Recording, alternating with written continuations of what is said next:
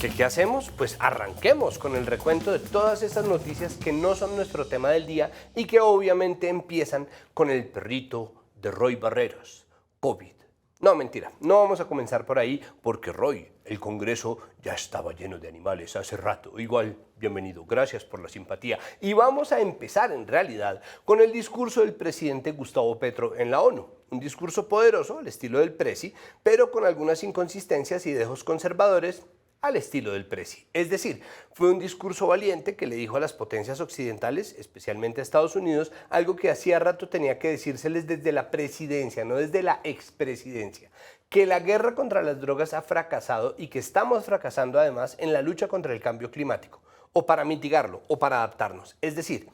en esencia estoy de acuerdo. No tengo problemas con el estilo poético, no tengo problemas con la hipérbole. Lo que me cuesta son tres cosas. Primero, que apele a las mismas posturas de siempre frente al consumo de drogas como si fuera el presidente del comité estudiantil de un colegio, porque ¿qué necesidad hay de llevarse por delante a quienes consumen cocaína y otras drogas? ¿No se supone que es precisamente por esas personas o por la gente en general que se busca cambiar el enfoque? Claro que el problema es el capitalismo, pero eso no hace culpables a las personas por consumir drogas recreativas, ni las de acá ni las de allá. De nuevo, el discurso es importante porque pues el mismo Petro, cuando fue alcalde de Bogotá, puso los centros de consumo asistido, que es lo que toca hacer. Es decir, él tiene perfectamente claro lo importante que es dejar en paz a quienes consumen, que en su mayoría no son adictos disfuncionales, ni siquiera adictos. Segundo,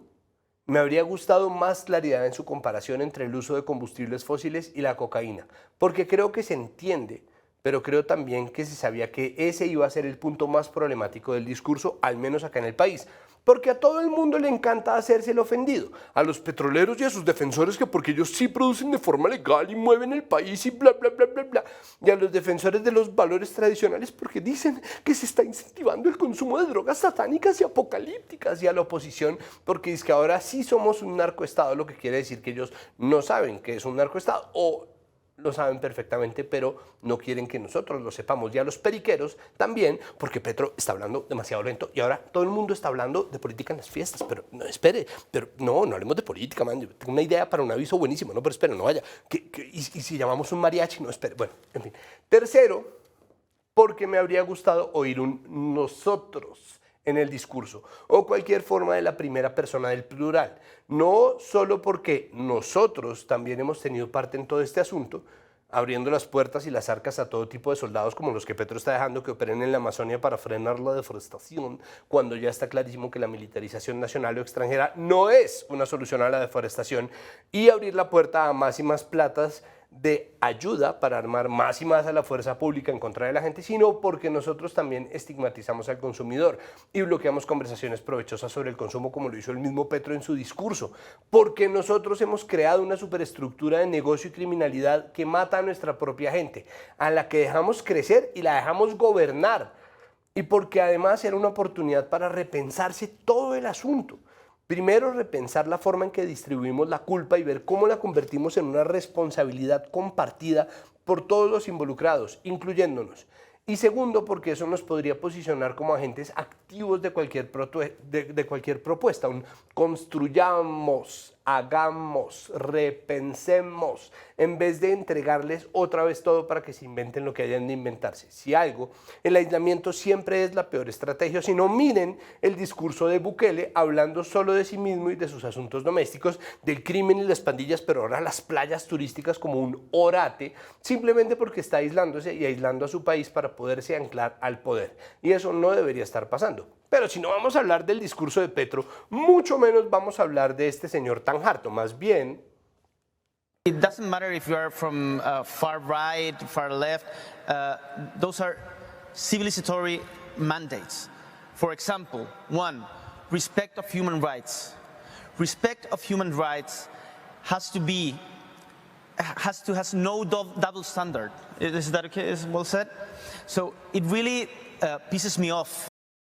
Si vamos a hablar sobre presidentes latinoamericanos y millennials, hablemos sobre esta declaración de Gabriel Boric, presidente de Chile, que fue claro y enfático en algo en lo que en este programa hemos sido también insistentes y hasta hartos, y es que no debe existir un doble rasero para el tratamiento de los derechos humanos, que no se califican por curva ni se supeditan a la ideología de quienes se ven afectados o del gobierno que los viola. Esto solamente para que por favor nos lo metamos a la cabeza, porque todavía hay mucha gente en este país que siente que los derechos humanos y las libertades son un estorbo y una mentira, que esto, que la inclusión, que todo dificulta el ejercicio del poder. Grande Boric. Y ya que hablamos de derechos y libertades y del discurso de Petro en la ONU, podríamos hablar de cómo, tras haber hablado en la ONU sobre las drogas y la importancia de cambiar el enfoque, la Policía Nacional igual le haya impedido a la gente de Échele Cabeza, que es una organización que se dedica a dar información útil a la gente que consume drogas, aunque las prohíban,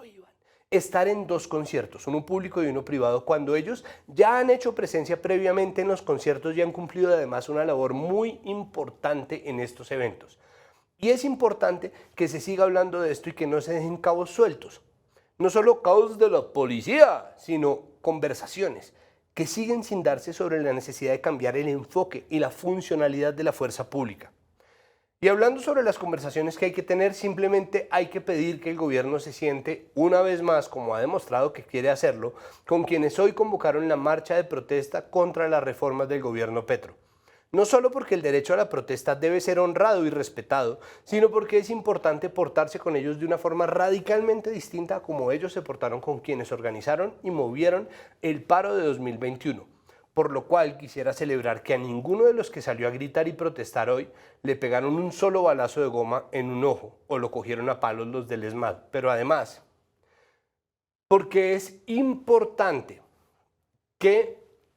el gobierno haga todo lo que esté a su alcance para frenar la desinformación,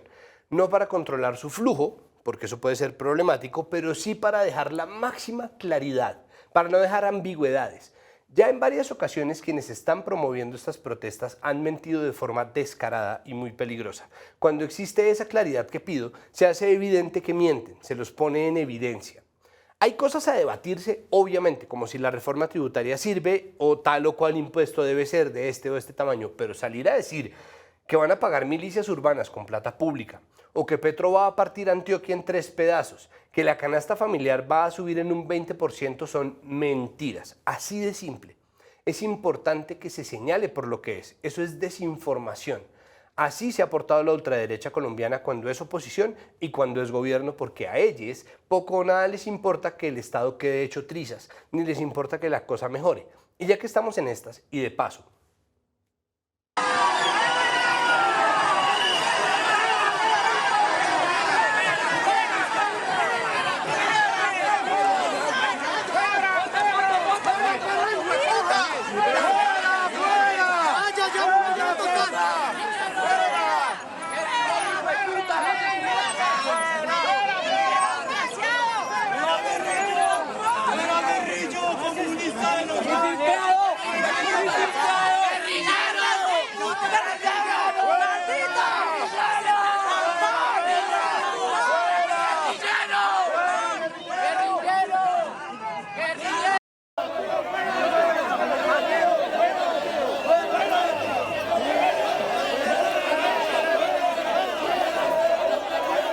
no hay diálogo posible si la oposición política no se distancia ya y rechaza de forma contundente de las manifestaciones de violencia en sus marchas, además de la presencia de fuerzas neonazis, nacionalistas, carlistas y todas las formas de neofascismos que están saliendo de las redes a las calles y que, claro, fueron a dar a la marcha, no solamente a dar como a llegar allá, sino a dar pata. Unos a un muchacho que tenía una cachucha que decía antiuribista, y a otra gente que puede que no sea de ninguno de estos movimientos, que es de otros raigambres, pero que agredieron en Medellín a un equipo de prensa de Telemedellín. Nada puede transarse con filofascistas y con añorantes del nazismo. Nada puede tramitarse con gente que tiene el odio y la exclusión, la violencia como bandera, que no respeta el derecho de la prensa a trabajar. Lo dijimos hace 1 año y medio y lo repetimos ahora. Y tampoco vamos a hablar de la oposición, simplemente porque todavía no sabemos quién está dispuesto o dispuesta a hacer un papel digno que harto necesita este y cualquier otro país en el control político y no en la desinformación, en el señalar los puntos débiles del debate y las decisiones que pueden verdaderamente afectar al país, en debatir y no en mentir, pero no veo a nadie.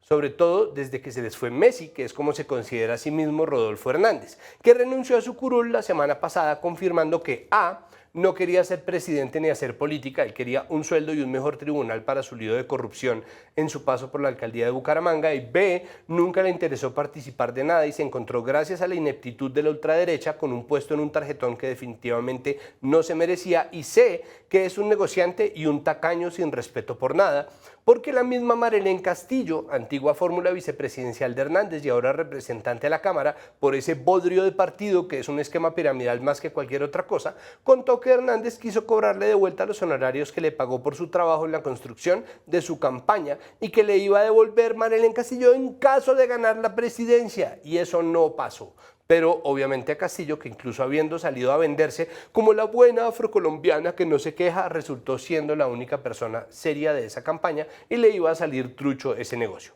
Así que no veo oposición, veo, eso sí, gente muy rebotada con el asunto de las tierras y las ocupaciones en el Cauca, que vienen haciéndose desde los años 1970, incluso mucho antes, pero que mucha gente parece que acaba de descubrir,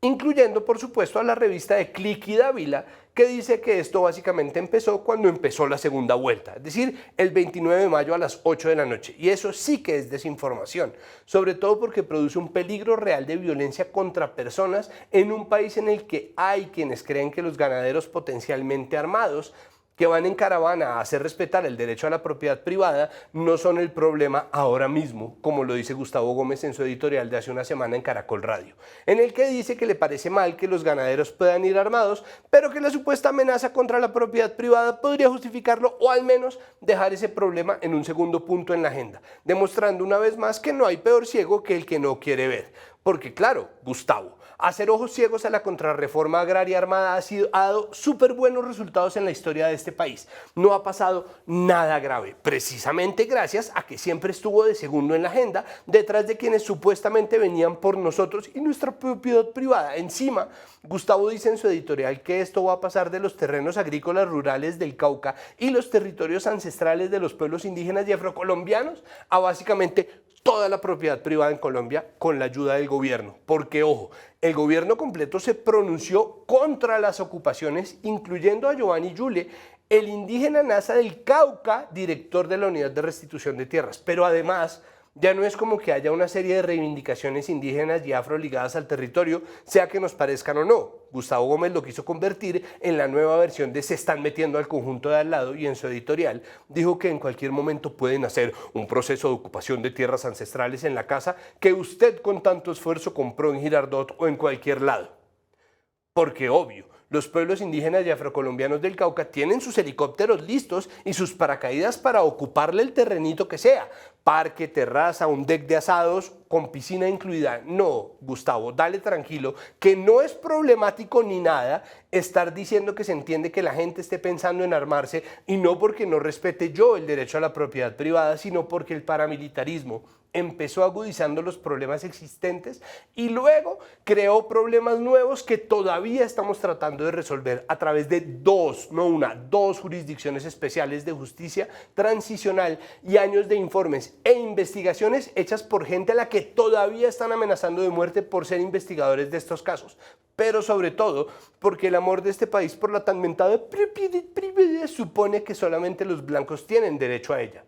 No importa que ellos de repente fueron a dar a tierras que antes no eran de ellos y de las cuales no hay titulación clara, en parte porque en nombre de la sacratísima propiedad privada no han hecho sino bloquear el catastro multipropósito y la verdad sobre la propiedad de la tierra en este país, así como evitaron que los terceros implicados en la violencia paramilitar fueran a la JEP, como debieron haberlo hecho. Pero claro, Gustavo, esto no es un problema, al menos no por ahora. Nunca lo ha sido y no vamos a hablar de eso, pero lastimosamente tampoco de la decisión de la ministra Cecilia López, porque la ministra de Agricultura anunció la semana pasada que se van a titular 680.000 hectáreas de tierra cultivable, no reservas naturales, a campesinos, indígenas y afros despojados de sus territorios, en lo que pareciera el inicio, por fin, de una verdadera reforma agraria que este país lleva casi 100 años tratando de hacer realidad. Obviamente esto tiene alguna gente rebotada, obviamente, pero si se hace bien y se hace real, si se pone en funcionamiento el punto 1 de los acuerdos de paz, este país puede dar un verdadero salto adelante. Puede cumplirse parte de lo que anhela Petro en su discurso de la ONU. Pueden acabarse las razones sobre las que se montaron las estructuras paramilitares. Digo, para que Gustavo Gómez no tenga que aplazar preocuparse por eso en el futuro. Puede cambiarse la vocación de la tierra y empezar a garantizarse el direccionamiento hacia la soberanía y la seguridad alimentarias de cara a la crisis climática. Puede haber prosperidad para más gente, pero no es nuestro tema de hoy. Vamos a hablar del gran suceso de hoy, que es la reapertura de la frontera entre Colombia y Venezuela. Luego de 3 años y pico de no tener relaciones diplomáticas, todo lo que esto implica, las oportunidades que abre y por supuesto los retos que esto representa.